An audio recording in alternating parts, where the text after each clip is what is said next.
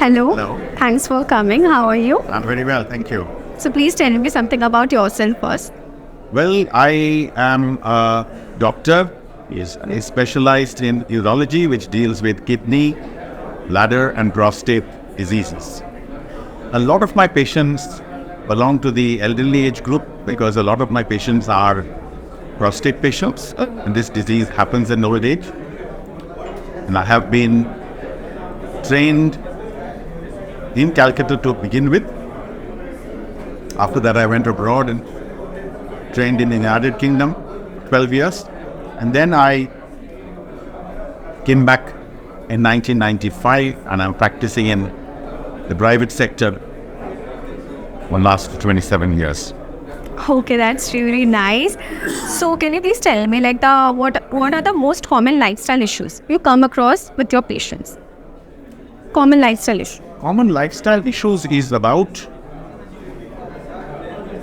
drinking habits. Drinking habits. Not alcohol, but people have got misconceptions about what they should drink, how much they should drink, and how useful water is as opposed to discussing about alcohol. I'm not intending to discuss about alcohol, but my experience with tea, coffee and water has been very interesting. Because you see, when people suffer from prostatic disease, one of the main problems they face is passing urine several times, day and night, particularly the night. However, their lifestyle or their misconceptions lead them to believe that they have to drink a lot of water to keep the kidneys healthy. Okay. Now, if you drink more water, you're going to pass more water as well. So the times will increase. And I think lifestyle changes are the first recommendation in my practice that I do for the last 25 years. That changes the entire portfolio of patients from being a patient to a normal man. Very often when you ask them, how many times a night do you get up? They will say, no, I get up. I'm old now. I'm 65, I'm 70, and therefore I've been told that I need to keep my kidneys well, and I therefore drink 5 liters of water a day. That's a lot. Well, I convince them it is too much.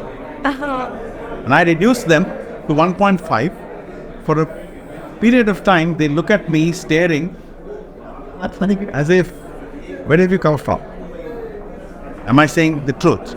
But I convince them that is what they should do.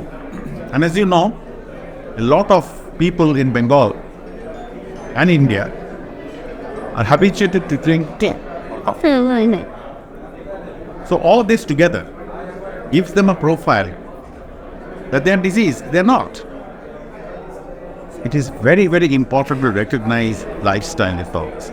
Today, unfortunately, with the advent of cancer disease, lifestyle changes means changing obesity, changing alcohol drinking, changing tobacco smoking. They are important.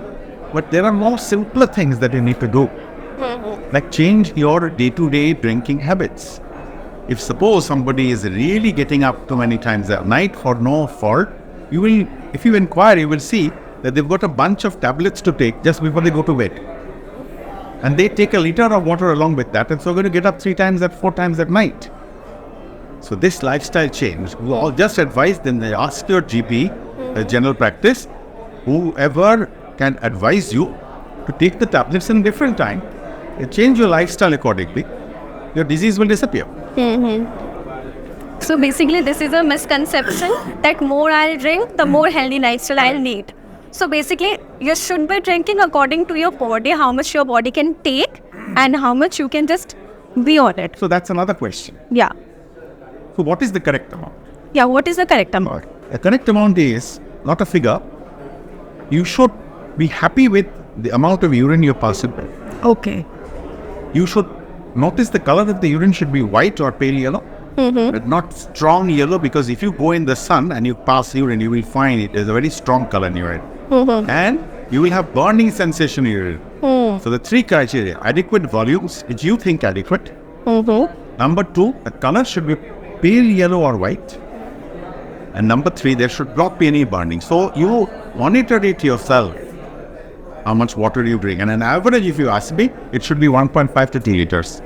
Okay. A little more in the summer, little less in the winter. That's great. So how would you rate the advancements in medical science in India when compared to the West? Medical science is prolifically advancing in India. I don't think when we were students, there was a technology gap of at least 10 years.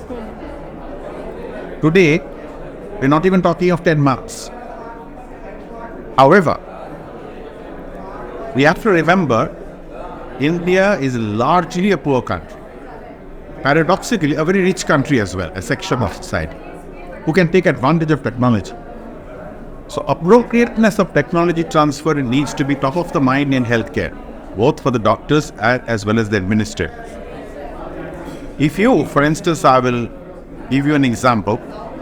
If you compare open surgery with keyhole surgery, such as laparoscopy or robotic surgery, which are technologically advanced procedures, you can do the same operation by doing it open, which will be dirt cheap, available everywhere.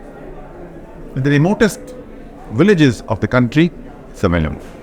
Technologically advanced is only the Tier 1 cities, max Tier 2 cities, not affordable to 90% of the patients. So we need to think that whereas we embrace high-end technology, I remind you, we have got per country, we have got one of the largest number of robotics available.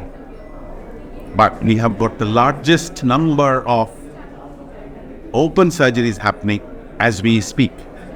In this highly technically advanced era, even today, we have got a need for basic open surgery and not technologically advanced surgery. But both are present in this country. That's the beauty. In the West, technologically advanced, and they haven't got open experience anymore. So when they fall into trouble, your only savior is the traditional open surgery, which training is lacking. India is winning, and someday we'll be right on top in training surgeons. That's great. Looking forward to that only. So how do you see the future of Indian healthcare sector? Indian healthcare is going to proliferate in the ideal way. Now it is a little lopsided because people are very keen to acquire the advanced technological skills, but someday they will strike a balance. Okay. What I admire about the Indian healthcare is it goes through the steps of traditional surgery, quasi-technically advanced, and the very advanced surgery. Technically advanced surgery. Someday in the future, India will rule the world as far as training is concerned.